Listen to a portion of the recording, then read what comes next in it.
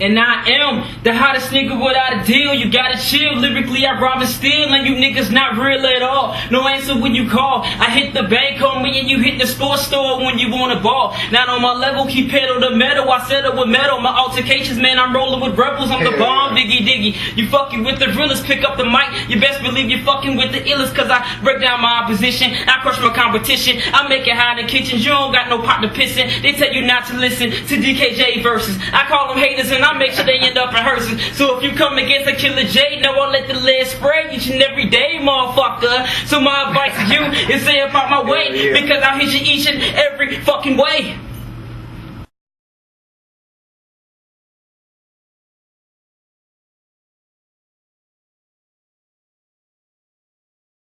For DKJ, experience, bio, you live it, you breathe it, you die by this. You know what I'm saying?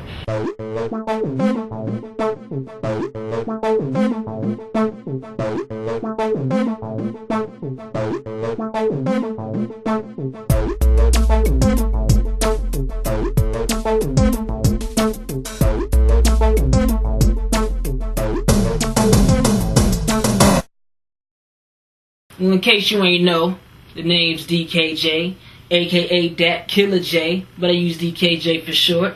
Been in the A-Town for a couple years now, but originally from Louisville, Kentucky. But down here doing my thing in the A-Town, trying to get the whole music thing popping off and whatnot.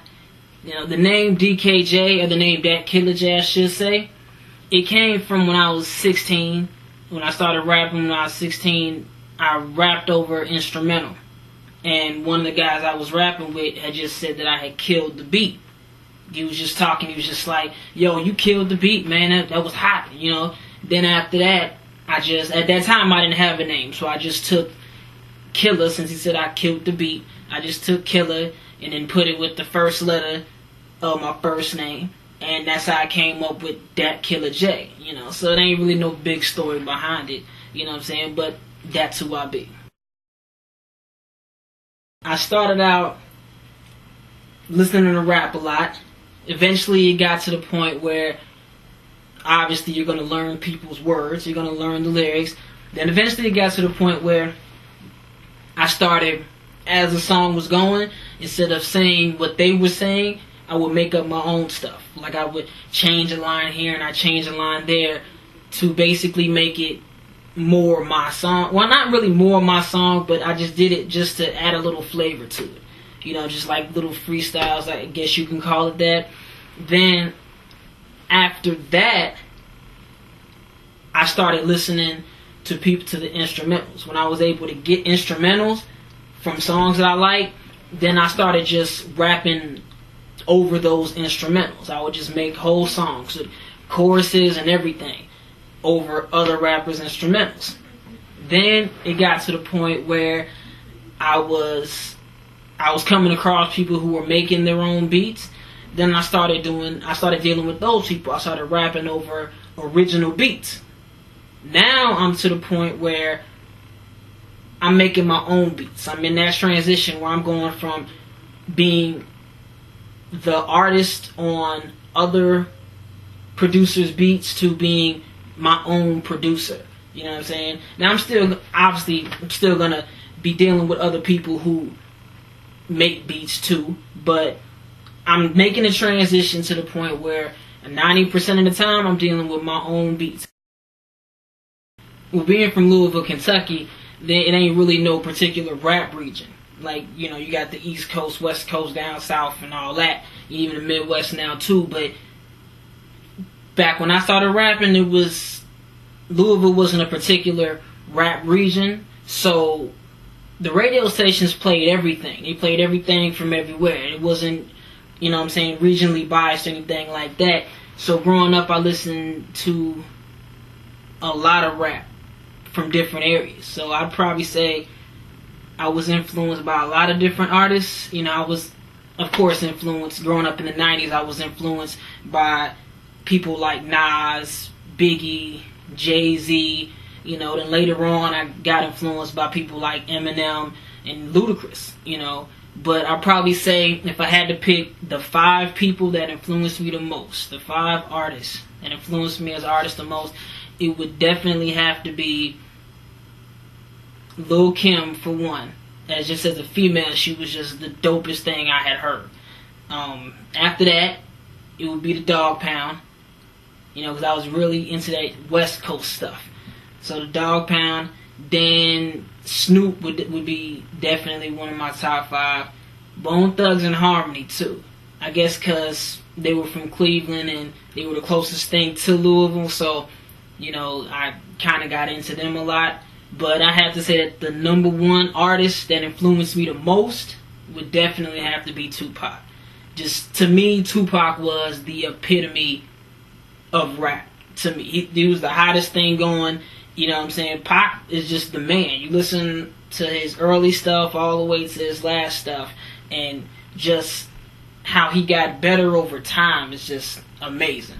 You know, that's, to me, Pac is just the best rapper of all time. So I probably would definitely have to say he would be the most influential person as far as rapping is concerned with me.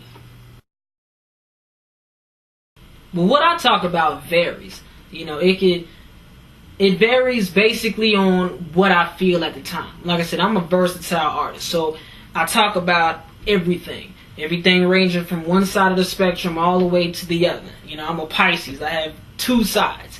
You know what I'm saying? A yin and a yang, a good and a bad.